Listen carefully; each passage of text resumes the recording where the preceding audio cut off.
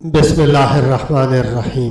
فاواز کے معزز ناظرین السلام علیکم۔ آج ہم سلطنت عثمانیہ کے دوسرے سلطان اورحان اول کی دلچسپ زندگی اور دور حکومت پر بات کرنے جا رہے ہیں، لیکن اس سے پہلے کہ ہم اس پر گفتگو کریں، میں آپ کو اورحان اول کی حکمرانی کے بارے میں ایک حیران کن حقیقت بتاتا ہوں۔ کیا آپ جانتے ہیں کہ اورحان اول پہلا عثمانی سلطان تھا جس نے سلطنت عثمانیہ کے لیے اپنے نام کے سکے بنائے تھے؟ یہ ایک چھوٹی سی تفصیل معلوم ہوتی ہے، لیکن یہ دراصل سلطنت عثمانیہ کے لیے اورحان کے عزائم اور وژن کا ایک اہم اشارہ ہے۔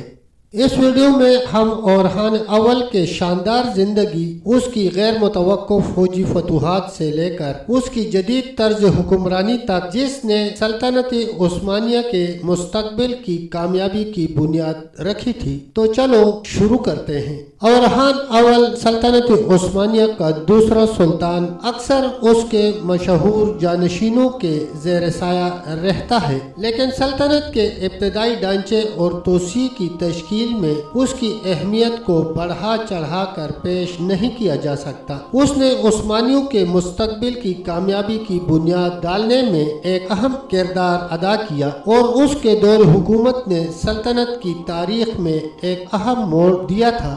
اورحان اول کو اپنے دور حکومت میں متعدد چیلنجز کا سامنا کرنا پڑا، جس میں حریف ریاستیں اور اندرونی کشمکش شامل ہیں۔ بازنطینی سلطنت خاص طور پر عثمانیوں کے لیے ایک اہم خطرہ تھا۔ اورحان کو اپنے علاقے کی حفاظت کے لیے اپنے پڑوسیوں کے ساتھ پیچیدہ سفارتی تعلقات کو آگے بڑھانا پڑا۔ اندرونی طور پر اس نے اپنے خانہ بدوش قبائل کے درمیان اتحاد کو برقرار رکھنے اور حکومت کا ایک مستحکم نظام قائم کرنے کے لیے جدوجہد کی۔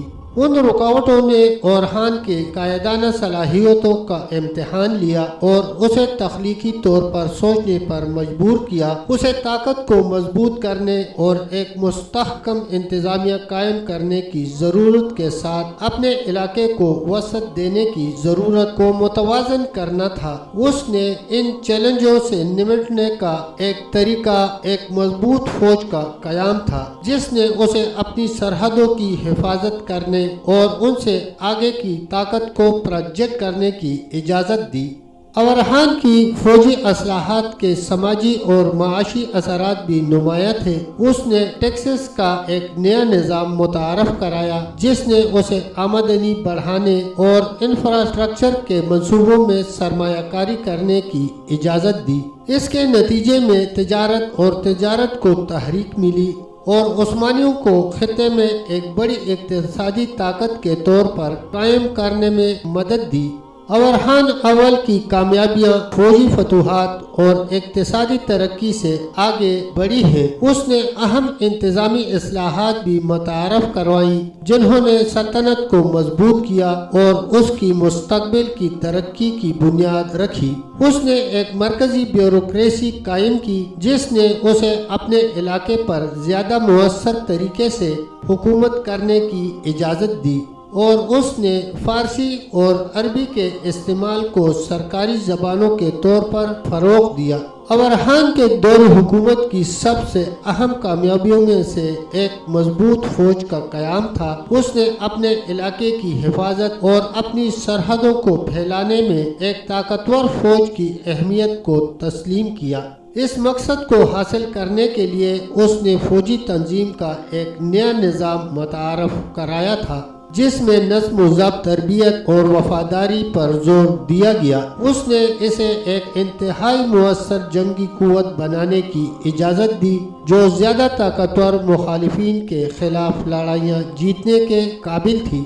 اورحان اول کے دور حکومت میں 1326 میں برسا کی فتح ایک اہم لمحہ تھا۔ یہ اسٹریٹجک شہر ایک بڑا تجارتی مرکز تھا، اور اس پر قبضہ کرنے سے عثمانیوں کو یورپ اور ایشیا کے درمیان منافع بخش تجارتی راستوں پر کنٹرول مل گیا تھا۔ فتح نے بازنطینی سلطنت کے ساتھ عثمانیوں کے تعلقات میں بھی ایک اہم موڑ کا نشان لگایا۔ کیونکہ اس نے اورحان کی اپنے حریف کے اختیار کو چیلنج کرنے کی صلاحیت کا مظاہرہ کیا تھا۔ برسا کی فتح کے بھی اہم ثقافتی اور مذہبی اثرات ہیں۔ یہ شہر اسلامی تعلیم اور ثقافت کا ایک اہم مرکز بن گیا اور اس نے پورے خطے میں اسلام کے پھیلاؤ میں کلیدی کردار ادا کیا۔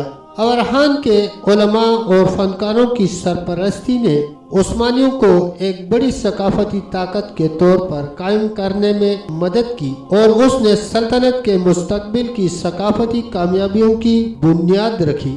برسا کی فتح اورحان اول کے لیے بھی ایک ذاتی فتح تھی۔ اس نے اس کی فوجی مہمات کی انتہا کو نشان زد کیا اور عزم اور استقامت کے ذریعے اپنے اہداف کو حاصل کرنے کی صلاحیت کا مظاہرہ کیا۔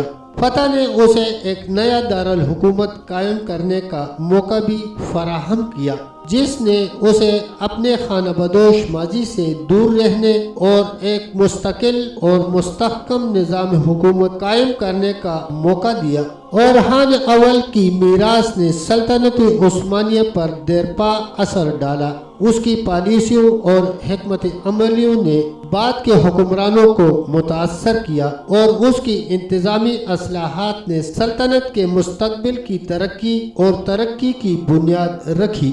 اس نے سلطنت کے ابتدائی ڈھانچے اور توسیع میں اہم کردار ادا کیا اور اس کے دور حکومت نے عثمانیوں کی تاریخ میں ایک اہم موڑ دے دیا۔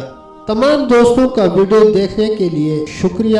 گزارش ہے کہ کمنٹس میں اپنی رائے کا اظہار ضرور کریں اور ہمارے چینل کو حوصلہ دیں۔ اگر آپ عثمانی تاریخ کے بارے میں مزید جاننے میں دلچسپی رکھتے ہیں تو اس موضوع پر میری دوسری ویڈیو ضرور دیکھیں۔ شکریہ۔ تب تک اتنا ہی، ملتے ہیں انشاءاللہ ایک اگلی ویڈیو کے ساتھ۔ تب تک کے لیے اللہ حافظ، اللہ نگہبان۔